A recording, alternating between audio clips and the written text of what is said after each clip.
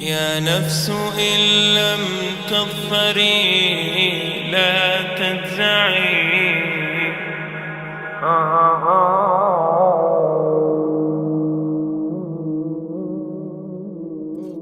All the praise is for Allah, who is the author of all existence and the most generous to his creation, while he is also the all-compelling.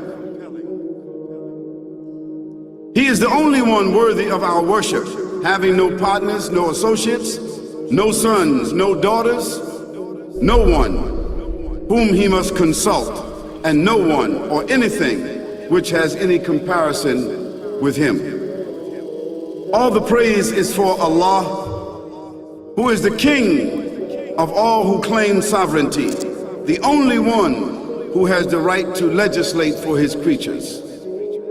He is the giver of life. He is the causer of death, while death has no effect upon him, because he is the ever-living, the self-subsisting, the eternal and the only absolute. All the praise is for Allah, who has power over all things, and there is in reality no power and no strength, no influence to cause benefit or detriment except through him. It is he who created this complex world, the seen and the unseen, the evident and the speculative, the earth and all that is on it and everything that is in it. It is he who sent his messengers and prophets, alayhimus salam, with the common message of strict monotheism, which simply means that there's absolutely no one worthy of worship, no one worthy of our obedience except the Almighty, the One, the Absolute, and who has no partners.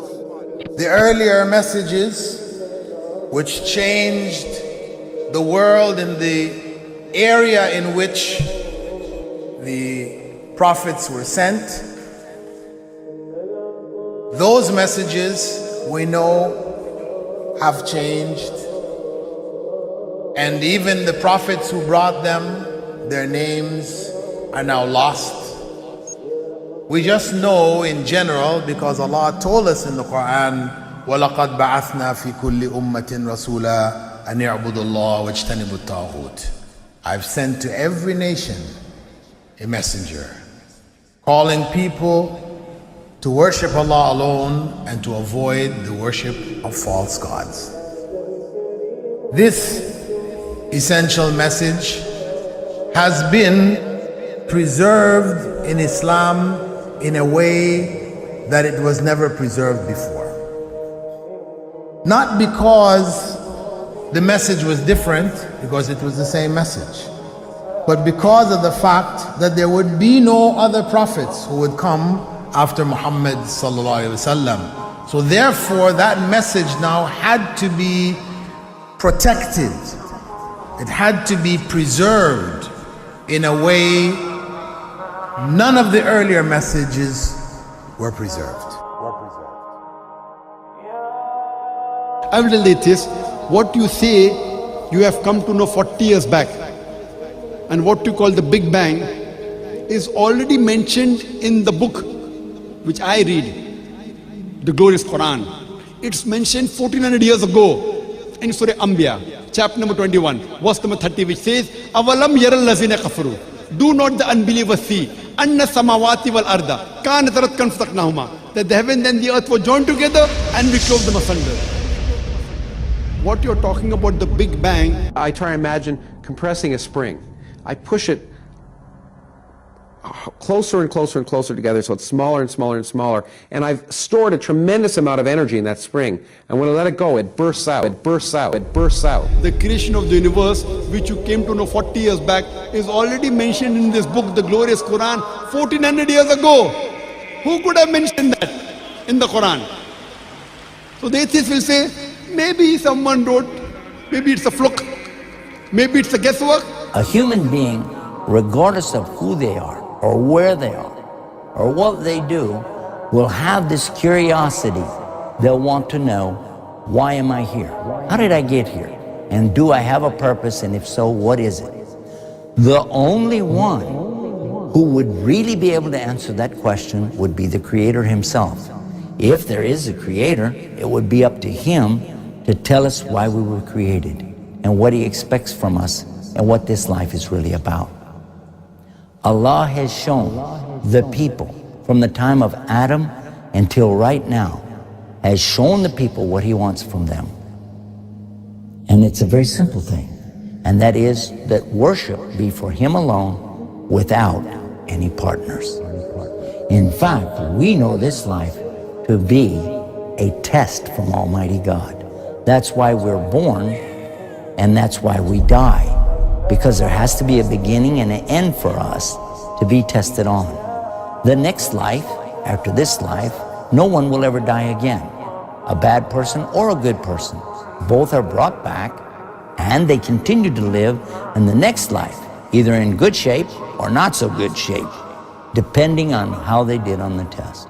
The worship of the God of Abraham, that was what was taught by these prophets. The Lord of the Arsh and Kursi.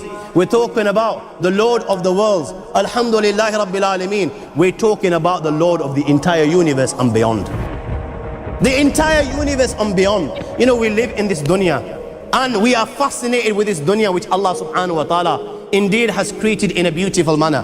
We're fascinated. There are over billions of people which live on this dunya at this moment in time. Over 6 billion people that live on the dunya at this moment in time. This dunya of Allah subhanahu wa ta'ala is so big that there is space in this dunya for billions and billions and billions or more people. But what is this dunya in comparison to what Allah subhanahu wa ta'ala has created out there? This dunya is insignificant. This dunya is meaningless to Allah. It means nothing. It is worthless. So worthless, compare it with the sun. The sun is one star. You know more science than me. You'll be able to tell me better.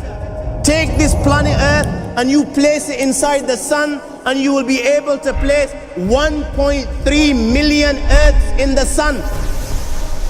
1.3 million Earths in the sun.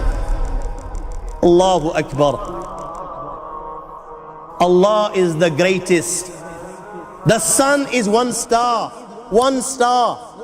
There are stars out there which are millions of times bigger than the sun.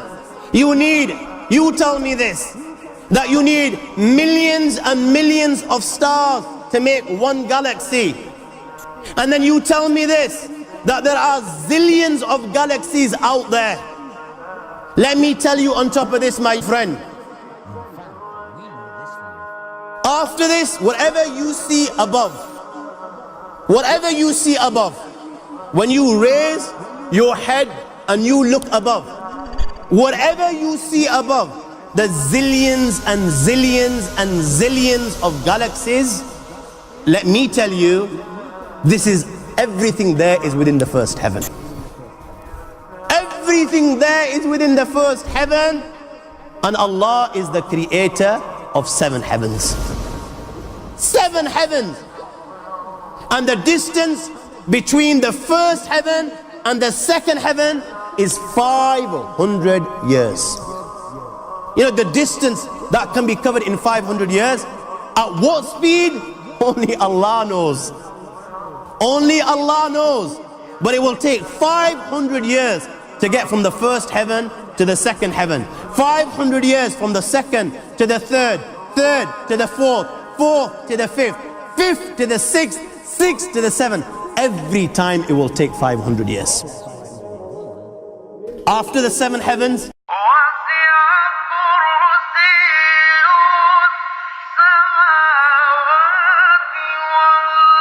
وَسِعَ كُرْسِيُّهُ السَّمَاوَاتِ وَالْأَرْضِ. You all read the Ayatul Kursi. You all know the Ayatul Kursi. After this, you have the Kursi of Allah. You have the chair of Allah subhanahu wa ta'ala.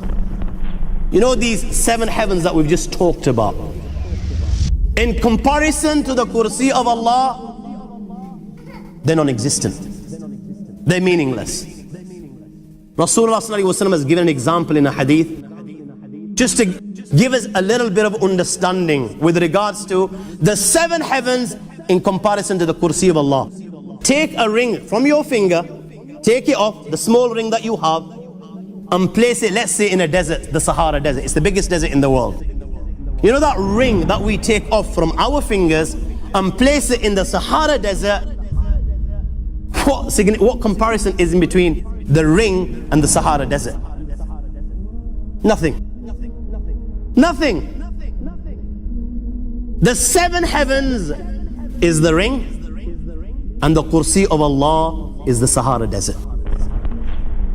After the kursi of Allah, you have the arsh of Allah. وَكَانَ أَرْشُهُ عَلَى الْمَاءِ. You have the arsh of Allah. Again, Rasulullah has explained, so just so that we can understand. Take the ring, place it in the desert. This time, the ring is the kursi and the arsh is the desert. What is the kursi in comparison to the arsh of Allah? Nothing. Then you have angels which carry the arsh of Allah. Their heads are in the 7th heaven and their feet are in the lowest earth. My friends, then you have the Lord of the arsh and kursi. لا تدركه الأبصار ويدرك الأبصار وهو اللطيف الخبير. He is beyond the size of Allah, who Allah is, what Allah is. The greatness of Allah is beyond the comprehension of my little mind.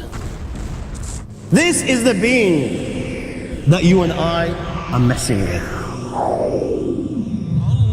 الله لا إله إلا هو الحي القيوم لا تأخذه سنة ولا نوم له ما في السماوات وما في الأرض من ذا الذي يشفع عنده إلا بإذنه يعلم ما بين أيديهم وما خلفهم ولا يحيطون بشيء من علمه إلا بما شاء وسع كرسيه السماوات والأرض ولا يؤوده